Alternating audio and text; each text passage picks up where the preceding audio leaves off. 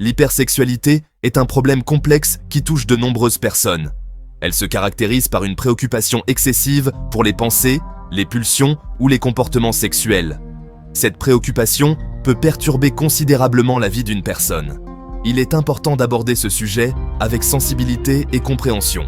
Comprendre l'hypersexualité implique d'explorer ses causes et de discuter des traitements disponibles. Il ne s'agit pas simplement d'avoir une libido élevée, mais de pulsions incontrôlables. Cette introduction vise à faire la lumière sur cette condition souvent mal comprise. Il est crucial de s'attaquer à l'hypersexualité pour éviter de graves conséquences. Les personnes touchées peuvent adopter des comportements sexuels à risque. Le coût émotionnel peut être immense, entraînant honte et isolement. En comprenant la complexité de l'hypersexualité, nous pouvons créer un environnement plus informé et compatissant. L'hypersexualité peut provenir de divers facteurs, les composantes biologiques jouant un rôle important. Notre corps est un système complexe et les déséquilibres dans certains domaines peuvent contribuer à cette condition. Un acteur clé est constitué par les hormones, en particulier la testostérone. Des niveaux anormalement élevés peuvent entraîner une augmentation de la libido. La sensibilité du cerveau à la testostérone joue également un rôle crucial. Certaines personnes peuvent avoir une sensibilité accrue à ces effets. Les neurotransmetteurs, comme la dopamine, régulent le comportement sexuel. La dopamine est liée au plaisir et à la récompense. Des déséquilibres peuvent contribuer à des comportements compulsifs. Les facteurs biologiques interagissent souvent avec des facteurs psychologiques et sociaux. Alors que la biologie pose les bases, les facteurs psychologiques peuvent contribuer de manière significative au développement et à la manifestation de l'hypersexualité. Souvent, des problèmes émotionnels non résolus ou des troubles mentaux sous-jacents peuvent alimenter ces pulsions sexuelles intenses. Les traumatismes passés, tels que les abus sexuels ou les agressions, peuvent laisser de profondes cicatrices émotionnelles. Dans certains cas, les personnes peuvent se tourner vers des comportements sexuels compulsifs pour faire face à la douleur, en recherchant le contrôle ou en engourdissant la détresse émotionnelle. Les troubles mentaux comme l'anxiété, la dépression et le trouble bipolaire peuvent également contribuer à l'hypersexualité. Le bouleversement émotionnel et l'instabilité associée à ces troubles peuvent amener les individus à rechercher du réconfort ou une distraction dans les activités sexuelles. De plus, des traits de personnalité tels que l'impulsivité, une faible estime de soi et des difficultés à réguler ses émotions peuvent accroître le risque de développer un comportement hypersexuel. Les personnes présentant ces traits peuvent avoir du mal à contrôler leurs pulsions ou à trouver des moyens sains de gérer leurs émotions, ce qui conduit à des mécanismes d'adaptation malsains. Si les facteurs biologiques et psychologiques sont cruciaux, nous ne pouvons ignorer l'influence des facteurs sociétaux sur l'hypersexualité. L'environnement dans lequel nous vivons, les messages que nous recevons et l'accessibilité de certains contenus jouent tous un rôle dans l'élaboration de nos comportements et de nos perceptions. La nature omniprésente des contenus sexuels dans les médias, la publicité et les plateformes en ligne peut normaliser, voire glorifier, les comportements sexuels excessifs. Cette exposition constante peut créer des attentes irréalistes et alimenter une préoccupation pour le sexe, contribuant potentiellement à des tendances hypersexuelles. En outre, les normes et les valeurs culturelles entourant le sexe et les relations peuvent influencer le comportement des individus. Dans les sociétés où les relations sexuelles occasionnelles sont monnaie courante ou lorsqu'il existe une pression pour se conformer à certains idéaux sexuels, les individus peuvent se sentir obligés d'avoir plus d'activités sexuelles qu'ils ne le souhaitent. La facilité d'accès à la pornographie, notamment en ligne, est un autre facteur social important. Si la pornographie en elle-même n'est pas intrinsèquement problématique, une consommation excessive peut désensibiliser les individus aux stimuli sexuels et potentiellement contribuer à des comportements sexuels compulsifs. Section 5. Reconnaître les signes, symptômes de l'hypersexualité. Il est essentiel de reconnaître les symptômes de l'hypersexualité afin de pouvoir bénéficier d'une intervention et d'un soutien en temps opportun. Si le désir sexuel fait naturellement partie de la vie, l'hypersexualité se caractérise par son intensité, sa persistance et son impact négatif sur le fonctionnement quotidien. L'un des principaux symptômes est une préoccupation excessive pour les pensées, les pulsions et les fantasmes sexuels. Cette préoccupation peut accaparer une quantité considérable de temps et d'énergie, interférant avec le travail, les relations et le bien-être général. Les personnes souffrant d'hypersexualité ont souvent des comportements sexuels compulsifs, ce qui signifie qu'elles se sentent incapables de contrôler leurs pulsions malgré les conséquences négatives. Cela peut se manifester par une masturbation excessive, la consommation de pornographie, des relations sexuelles occasionnelles ou des partenaires sexuels multiples. Un autre symptôme courant est le recours au sexe comme mécanisme d'adaptation au stress, à l'anxiété, à la solitude ou à d'autres émotions négatives.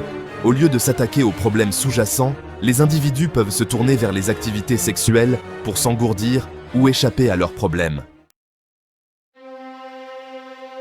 Section 6. La lutte est réelle. Impact sur la vie quotidienne. L'impact de l'hypersexualité sur la vie quotidienne peut être profond et d'une grande portée, affectant divers aspects du bien-être et des relations d'un individu. La préoccupation constante pour les pensées et les pulsions sexuelles peut consommer beaucoup de temps et d'énergie, laissant peu de place aux autres activités et responsabilités. Les performances professionnelles en souffrent souvent, car les personnes peuvent avoir du mal à se concentrer, à respecter les délais ou à entretenir des relations professionnelles. La culpabilité et la honte associées à leur comportement peuvent entraîner une baisse de productivité, de l'absentéisme et même des pertes d'emploi. Les relations avec le partenaire, la famille et les amis sont également profondément affectées. La nature compulsive de l'hypersexualité peut conduire à l'infidélité, au secret et à la rupture de la confiance. Les proches peuvent se sentir trahis, blessés et désorientés, ce qui entraîne des relations tendues ou brisées.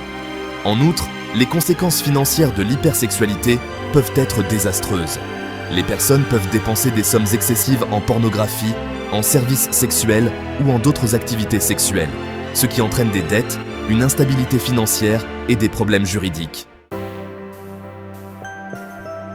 Section 7. Demander de l'aide, traitement et thérapie. Il est essentiel de demander l'aide d'un professionnel pour gérer et surmonter l'hypersexualité.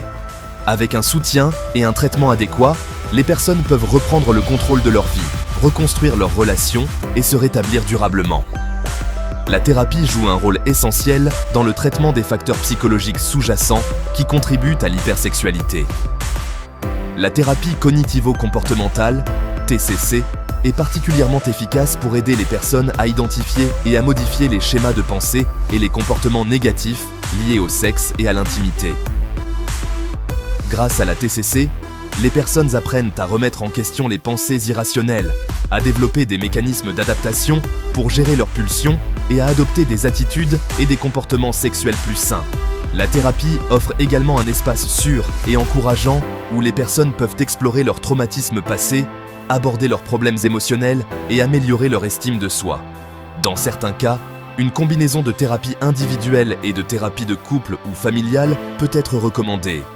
La thérapie de couple peut aider les partenaires à rétablir la confiance, à améliorer la communication et à résoudre les problèmes relationnels découlant de l'hypersexualité. Section 8. Médicaments et groupes de soutien. Pistes supplémentaires. Outre la thérapie, les médicaments peuvent être un outil utile pour gérer certains aspects de l'hypersexualité. Les antidépresseurs, en particulier les inhibiteurs sélectifs de la recapture de la sérotonine, ISRS, se sont révélés prometteurs pour réduire les pensées obsessionnelles et les comportements compulsifs liés au sexe. Ces médicaments agissent en équilibrant les substances chimiques du cerveau impliquées dans l'humeur, le contrôle des impulsions et le désir sexuel. Toutefois, il est important de noter que les médicaments doivent toujours être utilisés sous la supervision d'un professionnel de santé qualifié. Les groupes de soutien offrent un espace précieux aux personnes souffrant d'hypersexualité pour entrer en contact avec d'autres personnes qui comprennent leurs difficultés. Ces groupes offrent un sentiment d'appartenance, réduisent le sentiment d'isolement et permettent aux individus de partager leurs expériences, leurs stratégies d'adaptation et leurs réussites. Les programmes en 12 étapes, inspirés des alcooliques anonymes, peuvent également être utiles à certaines personnes. Ces programmes mettent l'accent sur la responsabilité personnelle, la croissance spirituelle et le soutien des autres personnes en voie de rétablissement. Section 9. Conclusion. Un chemin vers la guérison. L'hypersexualité est un problème complexe aux conséquences considérables, mais il est important de se rappeler qu'il est possible de s'en sortir. En comprenant les facteurs biologiques, psychologiques et sociaux en jeu, nous pouvons aborder cette condition avec plus d'empathie et de compréhension. Si vous ou une personne de votre entourage êtes aux prises avec l'hypersexualité, il est essentiel de demander l'aide d'un professionnel. La thérapie, les médicaments et les groupes de soutien peuvent fournir les outils et le soutien nécessaires pour gérer les pulsions, s'attaquer aux problèmes sous-jacents et mener une vie épanouissante et libérée des comportements compulsifs. N'oubliez pas que vous n'êtes pas seul. Avec le soutien adéquat et la volonté de guérir, il est possible de reprendre le contrôle, de rétablir les relations et de retrouver un sentiment de paix et de bien-être.